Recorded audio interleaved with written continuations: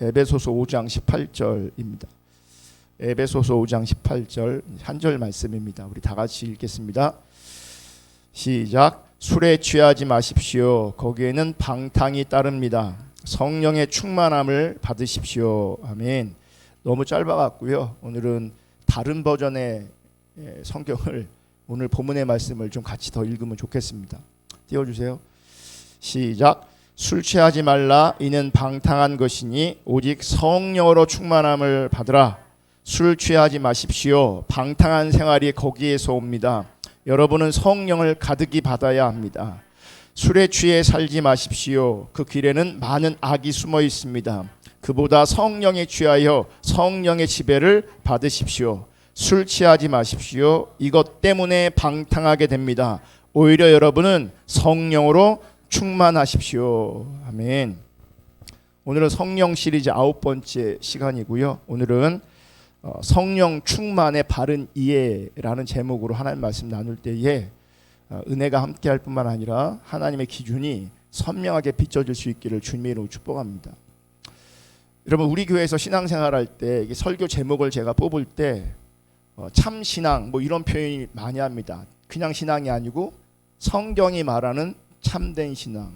또 오늘 본문의 제목을 보면 성령 충만의 바른 이해, 이런 식으로 제가 제목을 뽑습니다. 왜 그러냐면 우리 시대의 신앙에 대한 이해가 많이 왜곡되어 있기 때문에, 또 오늘도 성령 충만에 대해 살펴볼 것인데, 성령 충만에 대한 이해도 우리 가운데 어쩌면 이런저런 오해가 있고 왜곡이 있을 수 있어서 성령 충만의 바른 이해라는 제목으로 하는 말씀 나누려고 합니다. 정말 바르게 이해하고, 그리고 성령 충만이 우리 가운데 실제 되어지는 그런 은혜가 있기를 주님의 이름으로 축복합니다. 우리가 신앙생활하면서 특별히 이렇게 성령에 대해서 말할 때에 거의 빠지지 않고 등장하는 것이 성령 충만입니다. 성령 충만. 그리고 우리는 성령 충만에 대해서 이런 이해가 있습니다. 일단은 성령을 받아야 되고, 성령을 받되 충만히 받아야 된다. 이렇게 성령을 충만히 받게 되어지면 신앙생활을 더 힘있게 할 수 있다.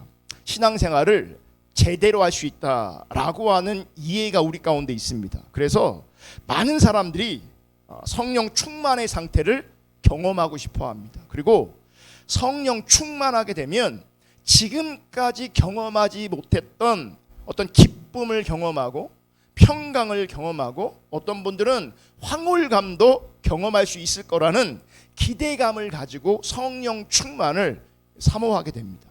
그리고 예전에 많은 그 어르신 선배 목사님들이 그런 식으로 많이 가르쳤습니다. 그런데 여러분, 성령 충만이 과연 제가 지금 말한 이런 상태를 말하는 것일까? 여러분, 신자가 성령으로 충만하게 되면 그 마음은 늘 기쁨으로 가득 차고, 또 그 마음이 평화로 가득 차면서 근심 걱정이 없는, 그야말로 사람들이 꿈꾸는 천국과 같은 생활을 하는 것일까? 성령 충만이. 여러분, 만약 성령 충만이 이런 거라면 늘 기뻐하고, 또 늘 안식하고, 또 늘 근심 걱정을 이겨내고 기쁨과 평강 가운데 더 나아가 황홀감까지 있다면, 이게 정말 성령 충만이라면, 여러분, 우리는 그냥 성령 받는 것으로 끝이면 안 되고요. 정말 할 수만 있다면 모든 노력을 기울여서 성령 충만을 받아야 합니다. 할렐루야. 왜? 좋잖아요. 늘 기쁘고 늘 평강하고 근심 걱정을 이겨내고 정말 천국 같은 삶을 계속 살아낼 수 있는 것, 이게 성령 충만이라면 반드시 받아내야죠. 옛날 이런 말이 있었거든요. 달러빚을 내서라도 해야 된다고. 그러니까 수단과 방법을 가리지 않고요. 우린 성령 충만을 받아야 돼요. 성령 충만이 이런 거라면. 그런데 성령 충만이 이런 게 아닙니다. 물론 하나님의 은혜로 성령의 임재를 경험할 때 말할 수 없는 기쁨을 누릴 수 있습니다. 말할 수 없는 평강을 누릴 수도 있습니다. 황홀감을 경험할 수 있기도 합니다. 또 성령의 임재를 경험하면 막 감사가 넘칩니다. 그래서 어떤 분들은 은혜가 임한 다음에 예배당 문을 열고 딱 나오면 새들이 짖잖아요.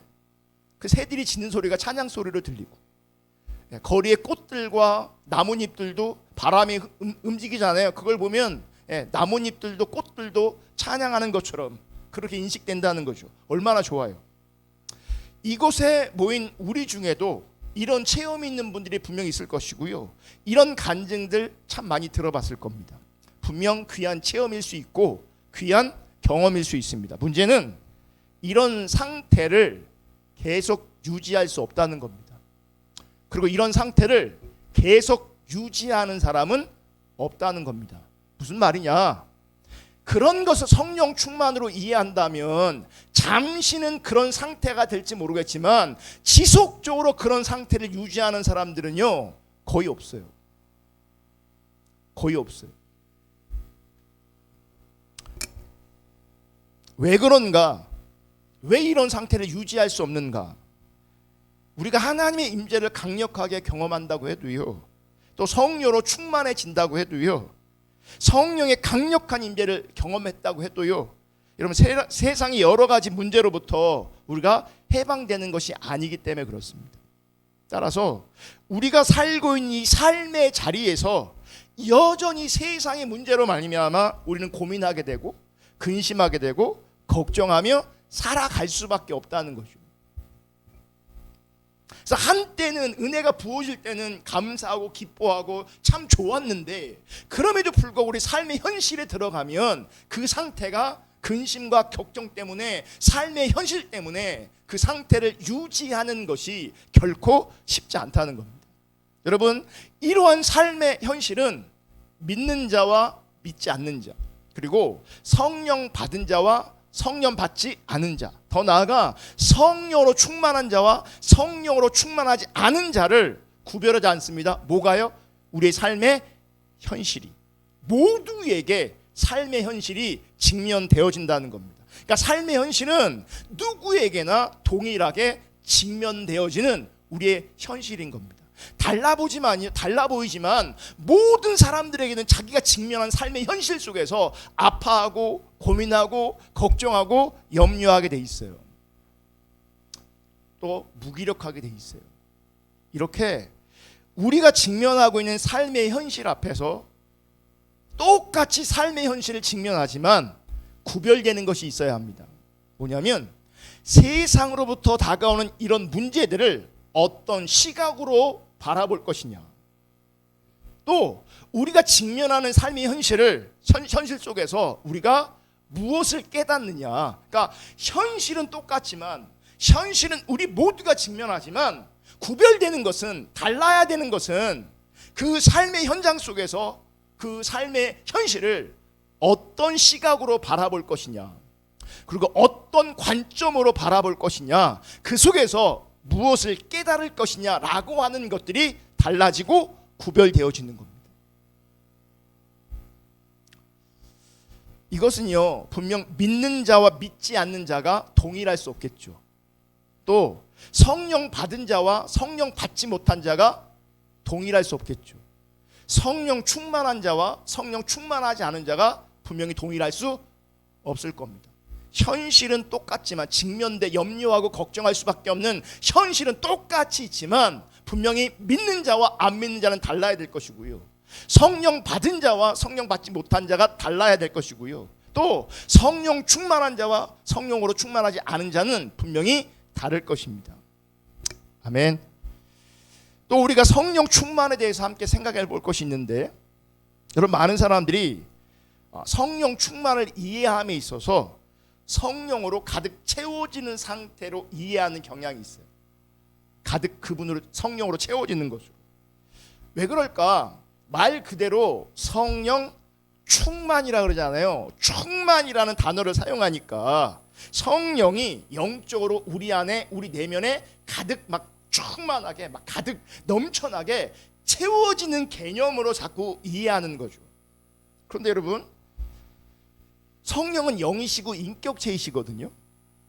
그러니까 그분이 영이시고 인격체이신데 그분으로 가득 채워진다 혹은 덜 채워진다라고 하는 개념이 사실 성립될 수 있는 개념이 아니에요. 우리가 고민 안 하고 우리가 생각을 안 하니까 성령으로 충만해야 됩니다라고 하니까 충만한 개념을 생각해서 그 반대 개념으로 충만하지 않은 개념, 그러니까 덜 충만한 개념, 모자란 개념으로 이해할 수 있는데, 근데 성령님은 그냥 영이시잖아요. 그분은 인격체이시잖아요.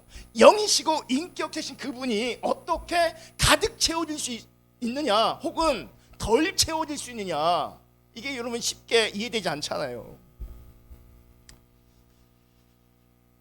그러니까 영이신 성령님을 가지고요, 양적으로 이해하는 것 자체가 사실은 말이 되지 않는 개념이요. 않는 개념이에요. 그러니까 양의 개념이 아니고요. 그러니까 양의 개념이 아니라 사실은 그분을 우리가 어떻게 인식하고 있느냐라고 하는 개념이에요. 무슨 얘기냐면, 여러분 하나님 전능하시잖아요. 하나님 전지하시잖아요. 그분은 변하지 않으시거든요. 그런데 우리의 인식의 영역에서 그분의 전능하심을 제한할 수 있잖아요. 그분의 전지하심을 제한할 수 있잖아요. 그러니까 성령도 마찬가지예요. 그분은 그분 자체로 충만하신 분이에요. 그분 자체로 온전하신 분이심에도 불구하고 우리가 그분을 제한하는 거예요. 아멘. 그러니까 성령이라는 어떤 존재가 내 안에 가득 채워지거나 혹은 부분적으로 채워지는 이런 성격의 것이 아니라는 거예요. 이해가 되세요? 사실 여러분, 우리가 정말 진짜로 성령을 받았다면 그 성령인 자체는 온전하시고 충분하신 분이세요. 아멘. 그러니까 그분 자체로 온전하시고 충분하신데 조금 부족하게 받는 미완성의 상태, 이런 건 있을 수 없는 거죠. 그분이 우리 안에 존재한다면 그분은 충만하게 존재하는 것이고요. 그분이 우리 안에 존재한다면 그분은 온전하게 존재하는 거예요. 아멘. 그러니까 그분이 내 안에 계시면 그분은 충만하신 거예요. 내 안에 충만하신 거예요. 성령이 내 안에 충만하신 거예요. 할렐루야. 자, 이렇게 말하면 어떤 분들은 이제 고민이 될 겁니다. 왜 고민이 되냐면, 제가 좀 전에 어떻게 표현했냐면, 성령을 받았다면 성령 받은 것이 곧 성령으로 충만한 것이다. 왜냐하면 그분 자체가 충만이시기 때문에, 그분 자체가 온전한 분이시기 때문에. 문제는 뭔지 아세요? 내가 그분의 충만을 실감하지 못한다는 거예요. 그러니까 내가 그분의 충만을 실감하지 못하니까 성령으로 안 충만하다, 덜 충만하다, 이런 개념이 우리 가운데 있는 거예요. 그러니까 이 충만이란 말을 내 식으로 해석해버리고 내 식으로 적용해버리는 거예요. 그러니까 성령 충만이 실감되지 않아. 그러니 고민되는 거죠. 그럼 왜 우리는 성령 충만이 우리 가운데 실감되지 않을까? 여러분, 자신의 신앙생활을 돌아볼 때 성령 충만을 받았다고 할 정도로 내 안에 어떤 힘이 있거나 열정이 있거나 능력이 있다라고 여겨지지 않기 때문에 그래요. 제가 앞서 말한 대로 성령 충만을 성령으로 가득한 상태로 이해하고 있기 때문에 성령으로 가득 채워지면 그에 따른 내적인 증거가 있을 것이고 또 그에 따른 외적인 증거가 있을 거라고 생각하는 거예요. 그리고 그 증거를 가지고 내가 성령으로 가득 채워져 있는가, 성령으로 충만한가 혹은 그렇지 않은가를 내가 뭐 하는 거예요? 보는 거죠. 진단하는 거죠. 내적인 증거가 뭡니까? 성령 충만에 우린 이런 얘기가 있어요. 내적인 증거는 아까 말한 막 기쁨, 평강 이런 것들로 충만해지는 거예요. 내 상태가 너무 좋은 거지. 너 늘 기뻐, 막 감사해, 막 이런 상태. 또 외적인 증거가 뭐예요? 이 외적인 증거는 그러니까 능력으로 이해하는 거예요. 성령 충만함으로 말미암아 표적이 나타나고 기사가 나타나고 은사가 나타나고 방언하고 예언하고 이런 어떤 신령한 감동을 받고 이런 것들이 눈에 보여지는 어떤 증거로서 우리가 인정하는 겁니다. 그런데 나를 돌아보면 내적으로도 밋밋하고 외적으로도 밋밋해요. 안 그렇습니까? 그래, 안 그래? 그래서 밋밋한 자신의 상태를 보면서 도무지 나는 성령으로 충만하다라고 자신감 있게 말하지 못하는 거예요. 늘 성령이 없는 것 같아. 성령이 없는 것 같아. 자, 오늘 본문인 에베소서 5장 18절을 보면 이렇게 말씀하세요. 에베소서 5장 18절. 술에 취하지 마십시오. 거기에는 방탕이 따릅니다. 성령의 충만함을 받으십시오. 개역 개정을 한번 더 읽을게요. 술 취하지 말라. 이는 방탕한 것이니 오직 성령으로 충만함을 받으라. 또 읽어볼게요. 술 취하지 마십시오. 방탕한 생활이 거기에서 옵니다. 여러분은 성령을 가득히 받아야 합니다. 현대어 성경. 술에 취해 살지 마십시오. 그 길에는 많은 악이 숨어 있습니다. 그보다 성령에 취하여 성령의 지배를 받으십시오. 자, 말씀에 보면 성령으로 충만함을 받는 것을 술 취함과 대비해서 설명하고 있는 걸 볼 수 있습니다. 따라서 성령 충만이 무엇인가를 알려면 먼저 술 취한 것에 대해서 우리가 이해해야 합니다. 여러분, 지금 사도 바울이 술 취함을 어떤 의미로 말하고 있는가를 알게 되면 자연스럽게 성령 충만의 의미를 이제 알게 될 겁니다. 여러분, 지금 사도 바울은요, 술 취하는 것을 방탕한 것으로 말하고 있어요. 그래서 계속 뭐예요? 술 취하지 말라라고 말하고 있죠. 술 취하면 그게 방탕한 것이다 이렇게 말하고 있어요. 근데 보세요, 여러분, 술 취한 것을 가지고 방탕하다고 말할 수 있을까? 술 취한 것이 곧 방탕일까? 물론 우리 한국 기독교 관점에서 보면 신자가 술 먹는 것 자체도 방탕함으로 볼 수 있고, 신자가 술 먹되 술 취하면 그건 진짜 방탕함으로 보일 수 있겠죠. 왜냐하면 이 한국적 기독교 상황에서 그렇습니다. 왜냐하면 한국 기독교 문화는요, 술을 마시지 않는 것을 신앙과 연결하여 생각하기 때문에 그렇습니다. 신앙과 연결해서. 그래서 한국 교회는 술을 못 먹게 하잖아요. 그죠? 예, 술 못 먹게 합니다. 예, 여러분, 술 드십니까? 안 드십니까? 양심 고백 한번 해보세요. 예, 우리나라는요, 교회 다니는 어떤 분들이 제가 술 먹는 거 알아요. 그러니까 마음 한켠에 불편함이 있을 거예요. 왜냐하면 한국 교회는 여전히 문화가 뭐예요? 술을 먹지 말라고 해요. 먹지 말라고 하니까, 먹지 말라고 하는데 먹으니 조금 불편하겠죠. 불편해야 돼요.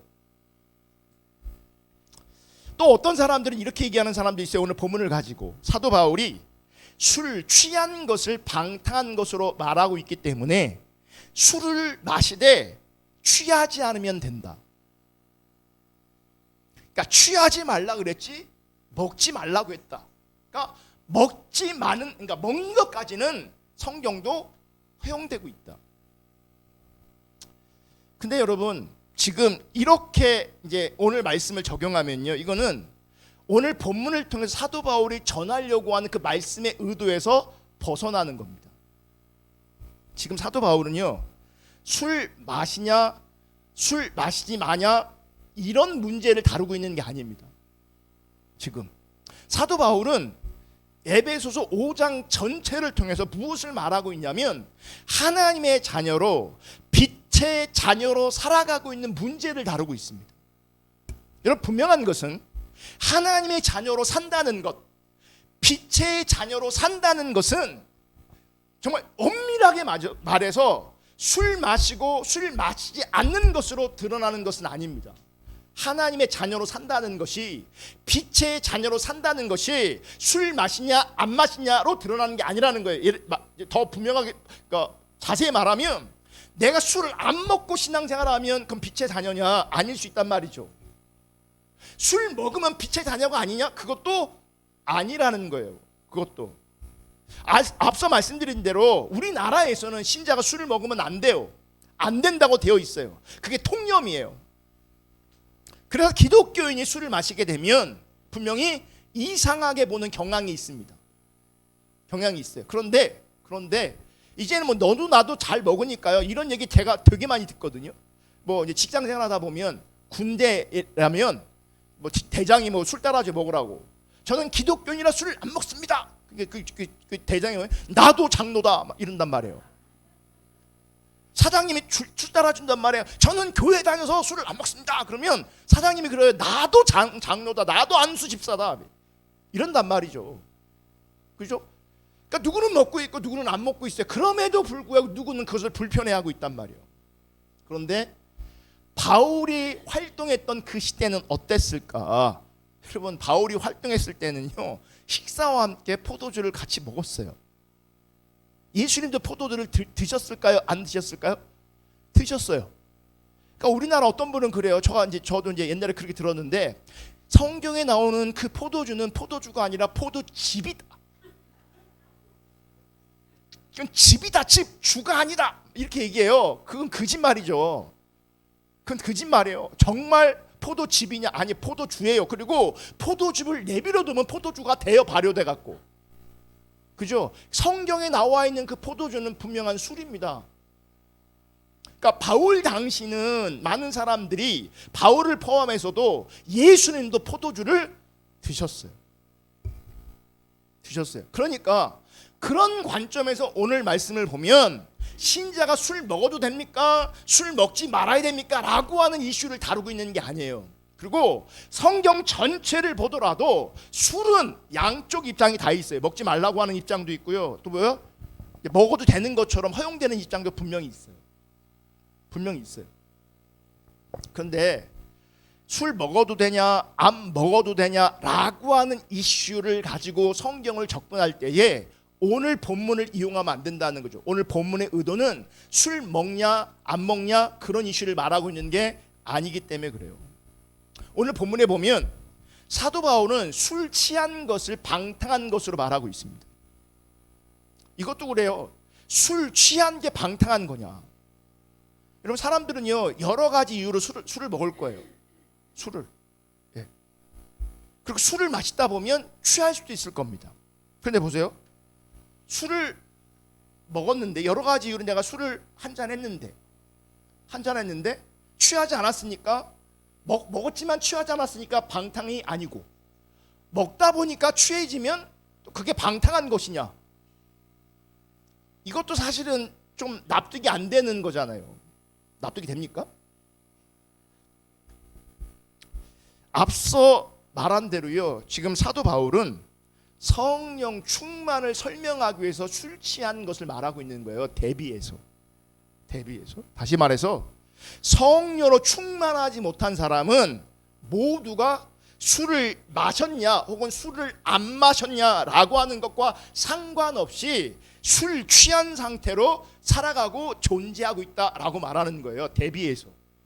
그러니까 술 취하지 말라, 성령 충만을 받으라 라고 했을 때 성령 충만하지 않으면 어떤 상태라는 얘기인 건지 아세요? 술 취해 있는 상태라는 거예요. 진짜 술과 상관없이. 그럼 술 취한 상태가 무엇인가를 우리가 알아야 되는데, 바울이 의도한, 그러면 술 취한 상태는 누군가의 다스림에서 벗어난 것을 뜻합니다. 누군가의 다스림에서 벗어난 것이 술 취함의 상태입니다. 여러분, 사람들이, 저는 전통 기독교 신앙을 유지하고 보수하고 있기 때문에 술 안 먹습니다. 술 안 먹어요. 앞으로도 안 먹을 거예요. 그리고 아직까지 우리나라는요, 목사가 술을 먹는다 치면 뭔가 사람들이 시험에 들 소지가 굉장히 많을 거예요. 안 그렇습니까? 저는 안 먹어 잘 모르는데 보편적으로 알잖아요. 여러분, 사람들이 술에 취하게 되면 누구의 말도 안 들어요. 어떤 통제도 따르지 않아요. 그게 술 취함의 상태예요. 누구 말도 안 들어. 누구의 지시도 안 들어. 그래, 안 그래요? 그죠? 그러니까 보세요. 이 직장 생활할 때는, 맨정실 할 때는 네 하다가 술 취하면 어떻게 해야 돼요? 네가 사장이야! 막 그런단 말이에요. 이해가 되죠? 그러니까 술 취하면 누구의 말도 안 들어요. 통제를 따르지 않아요. 그냥 자기 본성에서 나오는 대로 행동해 버립니다. 그래서 술이 위험한 겁니다. 그러니까 오늘 본문의 의도와 상관없이 술을 가까이 하면 내 본성의 지배를 받습니다. 내 본성이 나옵니다. 그래서 통계적으로요, 세계적으로 마찬가지인데 범죄와 술은요 아주 긴밀한 연관이 있어요. 왜인지 아세요? 술을 먹으면 본성이 나와요. 통제되지 않아요. 누구의 지시를 따라가지 않아요. 이성이 작동되지 않아요. 본성, 자기 마음대로 나온단 말이에요. 그래서 술 먹어도 되냐 안 먹어도 되냐라고 접근하는 게 아니라 술이 엄청나게 위험할 수 있다는 것은 분명히 우리가 인식해야 되는 거예요. 그래서 지금 제가 여러 버전을 읽은 이유 중에 하나가 보면 술 취하지 말라, 방탕하게 된다, 여러 악한 것들이 나타난다라고 다양하게 표현하고 있잖아요. 그래, 안 그래요? 그러니까 이 술 취함은 자기 본성에서 나오는 행동대로 해버립니다. 그러니까 사도 바울은 지금 말하고 싶은 게 뭐냐면 술 먹냐 술 먹지 마냐 이런 이슈가 아니라 술 취함으로 나오는 그 인간의 본성을 바라보면서 자기 본성대로 자기 뜻대로 자기 마음대로 삶을 사는 것, 그걸 방탕이라고 얘기하고 있는 거예요. 그러니까 술 먹는 게 방탕이 아니라 술 취하면 지 맘대로 하는 것, 누구 말도 안 듣는 것, 누구의 통제도 따르지 않는 것, 그냥 본능대로 말하고 본능대로 행동하는 것, 자기 뜻대로 사는 것, 그걸 방탕이라고 말한다고. 그거를 누가복음에 보면 탕자 이야기가 나옵니다. 탕자 이야기를 보면 둘째 아들이 아버지께로부터 독립합니다. 독립하기를 원합니다. 여러분, 독립이 잘못된 게 아니에요. 그러니까 우리 여기도 잘 들으셔야 되는, 젊은이 잘 들으셔야 되는데, 독립할 때가 되면 다 독립해야 됩니다. 근데 문제는 뭔지 아세요? 성경에 나오는 탕자 둘째 아들의 문제는 뭐냐면 독립해야 되는데, 독립하길 원하는데 왜 독립하길 원하느냐? 자기 뜻대로 살고 싶어서예요. 방탕이 뭔지 아세요? 이게 아니라 술 먹고 안 먹고가 아니라 자기 뜻대로 살려고 하는 게 방탕이에요. 자기 뜻대로 살려고 하는 게 방탕이에요. 지금 둘째 아들이 아버지께 분리되어서 독립해서 자기 멋대로 자기 뜻대로 살고 싶어해요. 그래서 아버지로부터 돈을 받아서 자기 길을 떠납니다. 그러면 자기 길을 떠나는 것, 그게 방탕이에요. 술 먹고 안 먹고를 떠나서. 근데 보세요, 돈 받아 가잖아요. 그 자기 돈입니까? 아버지 돈입니까? 그러니까 방탕한 사람들의 특징이 뭔지 아십니까? 사실 아버지의 돈인데 자기 돈으로 인식합니다. 그리고 자기 뜻대로 살려고 합니다. 자기 길을 삽니다. 이게 방탕입니다. 이게 방탕이에요. 이 둘째 아들은 이제 돈 받아서 독립해서 자기 뜻대로 살려고 하고, 그래서 자기 길을 갑니다. 그때부터 아버지의 간섭과 다스림 없이 자기 하고 싶은 대로 살았습니다. 이게 둘째 아들의 방탕이잖아요. 바울이 말하고 싶은 방탕도 이거예요. 자기 마음대로 사는 것, 자기 뜻대로 사는 것, 그게 방탕이에요. 즉 방탕의 중심에는 무엇이냐면 그 누구의 다스림도 받지 않고 다만 자신을 위해 자기 힘으로 자기 뜻대로 살고자 하는 것이 있는 거예요. 그 방탕의 중심에는 누구의 다스림도 없어요. 자기 뜻, 자기 힘, 자기 마음대로 살고 싶은 거예요. 그리고 사도 바울은 이렇게 자기를 위해 자기 힘으로 자기 뜻대로 살고자 하는 이것을 술 취한 것으로 말하고 있는 거예요. 이것을. 그러니까 바울이 말한 거는 알코올, 소주, 맥주 이런 술을 말하는 게 아니라 그 술 취함이 가지고 있는 그 의미를 말하는 거예요. 그 의미가 뭐라고요? 네 맘대로 사는 것, 네 뜻대로 사는 것, 자기를 위해 사는 것, 자기 뜻대로 살려고 하는 것, 그게 방탕. 그러니까 술 안 먹어서 내가 거룩한 척해도 지 맘대로 살고 있으면 그게 방탕이에요. 그게 방탕이라고요. 아멘. 그래서 술 취하지 말라, 성령 충만을 받으라. 이 얘기는요, 너희가 성령으로 충만하지 않으면 곧 술 취함과 같다. 즉 네 맘대로 살 것이다, 네 뜻대로 살 것이다, 자기 길을 갈 것이다 라고 말하는 거예요. 그러니까 성령 충만하지 않으면 술 취한 것처럼 사는 거예요. 제가 이게 이해가 되는 게 뭔지 아세요? 왜 우리 성도들이, 이 땅에 많은 사람들이 하나님의 말씀을 전하면 왜 못 알아먹을까? 술 취해서 그래요. 영적으로 술 취해 있어서 그래요. 여전히 자기 뜻대로 살고 그 방탕함이 그 중심에 있기 때문에요. 여러분, 술 먹은 사람 많죠? 술 취한 사람 별 얘기도 안 듣잖아요. 똑바로 앉으라고 못 앉아있어 막 이렇게 막. 그게 영적으로 지금 술 취해 있는 거예요. 안 들려요. 어떻게 해도 안 들려요. 그 지 맘대로 해요. 소리 지르고 막 옷 벗고 막 오줌 싸고 지 맘대로 해요. 그렇게 하지 마. 안 들려요. 그거 나쁜 거야. 안 들려요. 잠자지 마. 자. 노래 부르지 마. 노래해. 영적으로 술 취해 있는 거예요. 영적으로 성령 충만하지 않으면 우리가 그렇게 영적으로 그런 존재라는 걸 기억하셔야 돼요. 여러분, 술 취하면 추해지거든요. 술 취하면 사람이 추해집니다. 그렇죠? 그렇죠? 여러분, 우리가 영적으로 술 취함 가운데 있다면, 영적으로 성령 충만하지 않다면 내 영적인 삶의 자리에 추함이 나오고요, 더러움이 나온 거예요. 술 취하면 그러잖아요.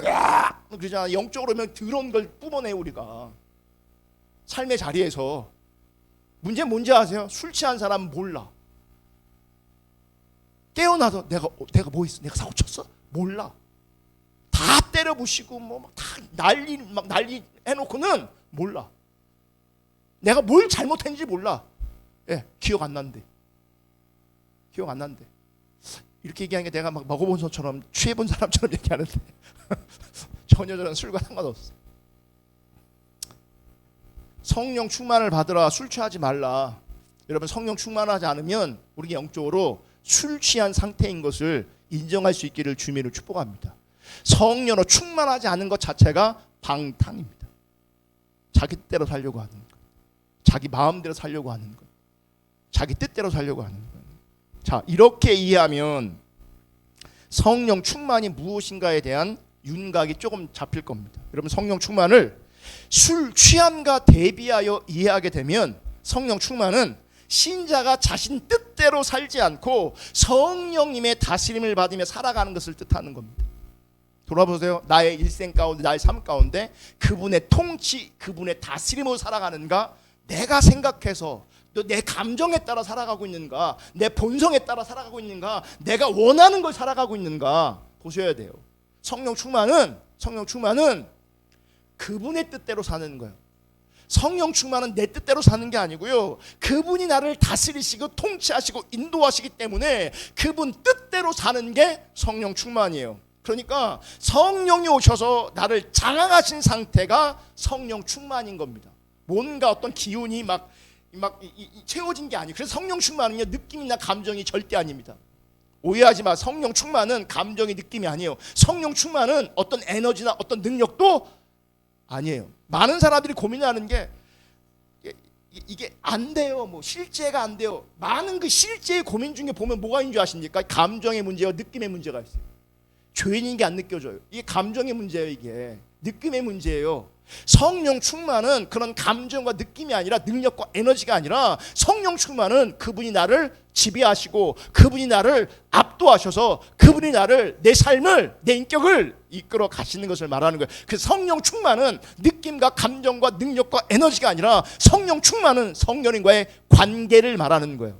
성령님의 다스림 안에 있는 걸 말하는 거예요. 그 상태를 말하는 거예요. 그러니까 보세요.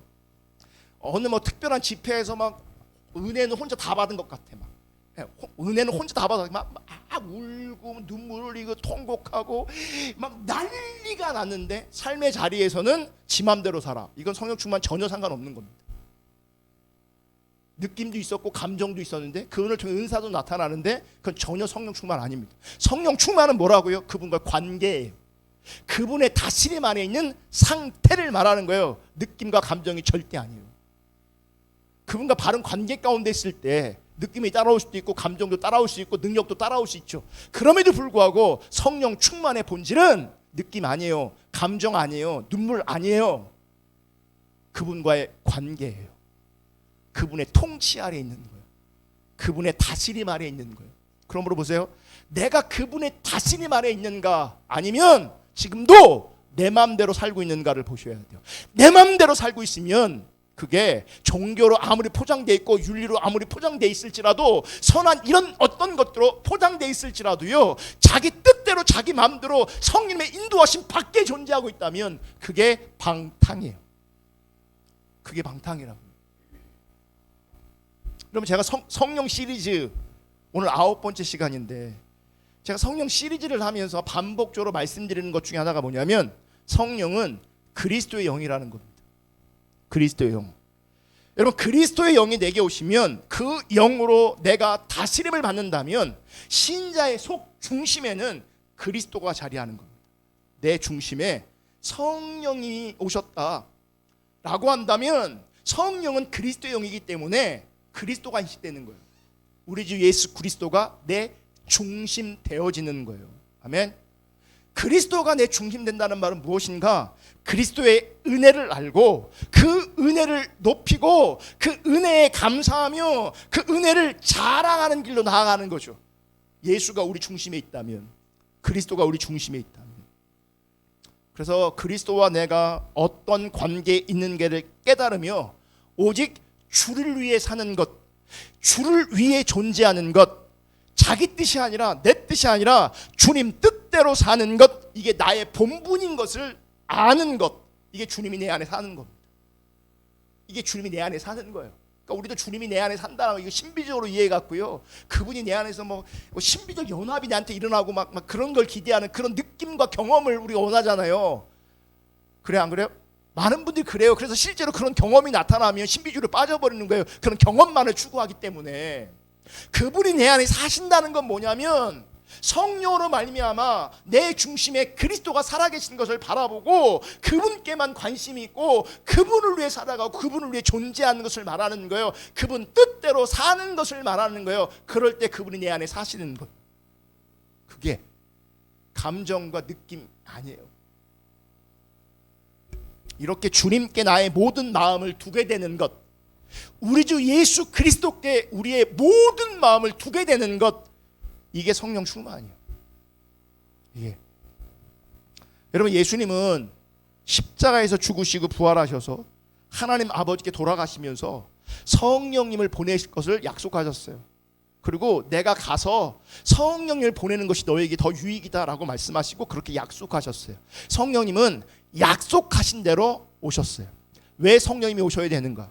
여러분, 성령님은 십자가로 말미암아 증거된 그 하나님의 일에 대해서 인간이 전혀 이해하지 못하고 있기 때문에 성령이 오심으로 말미암아 십자가로 말미암은 그 하나님의 일을 우리 가운데 알게 하시는 역할을 하는 거예요. 그 하나님의 일은요, 우리의 지식과 우리의 지혜를 가지고는 깨달을 수 없어요. 하늘의 지혜가 부어져야 깨달을 수 있어요. 그래서 성령님께서 오셔서 하나님 그분을 알게 하시고 그분의 은혜와 사랑을 알게 하시고 그분이 어떤 일을 하셨는가를 우리 가운데 알게 하시는 거예요. 지식 차원과 정보가 아니라 그분께서 온전히 우리로 하여금 알게 하시는 거예요. 그래서 성령 받았다라고 하는 증거는 무엇이냐면 십자가로 말미암은 십자가로 증거된 그 하나님의 일을 알게 되고 보게 되는 것을 말하는 거예요. 그게 성령 받은 거예요. 그게 뭔가 내 안에 꿀렁꿀렁꿀렁 뭐 이게 아니라고요. 그분이 하신 일을 알게 되는 것, 십자가로 말미암은 하나님의 일을 알게 되는 것, 그 성령님이 오셔서 우리가 알게 된 거예요. 아멘. 그리고 우리가 성령이 오심으로 말미암아 그 하나님의 일을 알게 되었을 때 나타나는 증거가 무엇이냐면, 첫째, 나의 죄인됨을 온전히 알게 됩니다. 내가 죄인임을 알게 돼요. 내가 죄인인 걸 아는 게 성령의 역사예요. 할렐루야.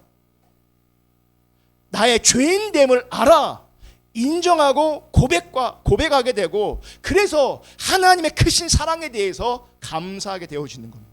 그리고 예수 그리스도의 그 피의 은혜, 예수 그리스도의 그 십자가로 말미암은 용서의 기쁨을 아는 거죠.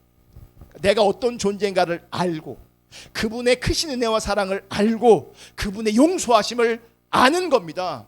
그래서 뭐 하는 거예요? 내가 감사하고 기뻐하게 되는 거죠. 현실과 상관없이, 문제와 상관없이. 이게 성령 받은 자의 증거가 되는 거예요. 첫째 뭐라고요? 죄인됨을 아는 것.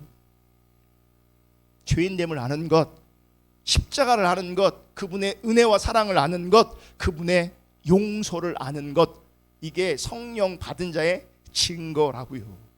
아멘. 그래서 성령으로 충만한 신자는요, 십자가에 마음을 두게 돼 있어요.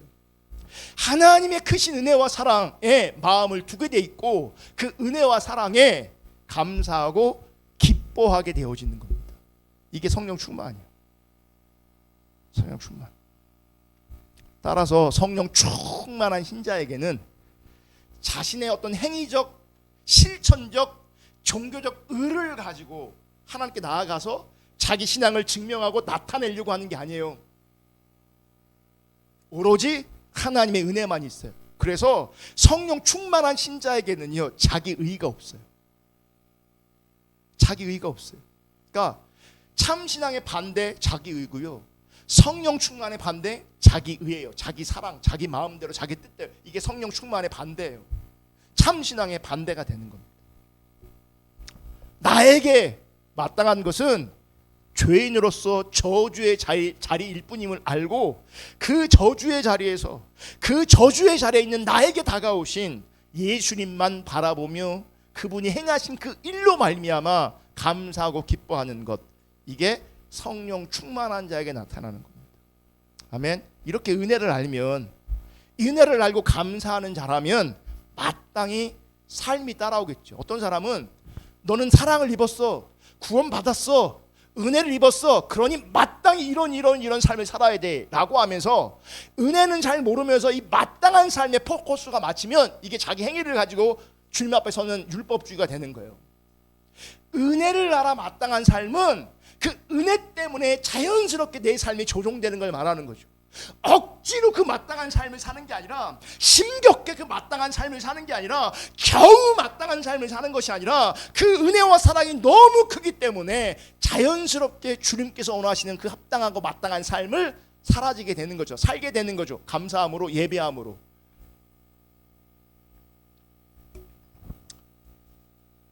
여러분, 신자가 성령으로 충만하고 그 은혜와 사랑을 깨달았다면 신자의 마음은, 우리들의 마음은 항상 우리 주 예수 그리스도밖에 없을 겁니다. 그리고 아까 그랬잖아요. 현실은 다 똑같은데 구별됨이 있어야 된다. 어떻게 볼 것이냐, 무엇을 깨달을 것이냐. 성령 충만한 사람은 그 중심 가운데 그리스도가 있어요. 다른 거 있으면 그건 우상이에요. 그리스도가 있기 때문에 어떤 문제도 그분의 관점으로, 그분의 마음으로 보는 거죠. 이게 구별되는 겁니다. 내가 성령 충만해, 내 안에 그리스도가 있어. 그러면 우리가 직면한 현실을 옛날은 내 관점으로 보겠지만 이제는 그분의 관점으로 보는 거죠. 그게 돈 문제든 건강 문제든 자식 문제든 그 어떤 것이든. 근데 우리는 성령 충만하지 않으니 중심에 예수가 있는 것이 아니라 그 문제가 중심을 차지해버리는 거죠. 자식이 내 중심에 차지해버리고, 돈이 내 중심에 차지해버리고, 그 어떤 것이 내 중심을 차지해버리는 거죠. 그게 술 취한 거라고. 그게 주님으로 보셔야 성령 충만한 거예요. 주님의 관점으로 보려고 하셔야 성령 충만한 거예요. 내 생각을 내리고, 내 원하는 것을 내리고, 내 계획을 내리고 그분의 관점으로 보는 것, 그게 성령 충만이라고. 왜요? 내 중심에 주님이 계시니까. 내 중심에 그분이 계시니까. 아멘. 그래서 우리는 자연스럽게 성령 충만한 사람들은 하나님께로, 그리스도를 위한 방향으로 흘러가게 되는 거죠. 내 인생이. 그래서 이러한 신자는 어디서 무엇을 하며 살아가든 예수님의 은혜로 감사하고 만족할 것이고, 예수님을 증거하는 것을 자신의 본분으로 여길 것입니다. 아멘. 이게 술 취하지 말고 성령으로 충만함을 받으며 살아라 라고 말씀하신 성경의 참된 의회, 그리고 성령의 바른 이해가 되는 겁니다. 다시 한번 이제 마무리할 건데요. 우리가 지금 맨정신이잖아요. 여러분, 술 먹고 오신 분 있습니까? 다 맨정신이죠. 그런데 우리가 맨정신일지라도 자기 중립적인 자리에서 자기 뜻대로만 살기로 한다면, 그렇게 자기를 위해서만 살고 있다면 이런 상태가 영적으로 술 취한 상태이며 방탕한 상태인 것을 분명하게 인식할 수 있기를 주님으로 축복합니다.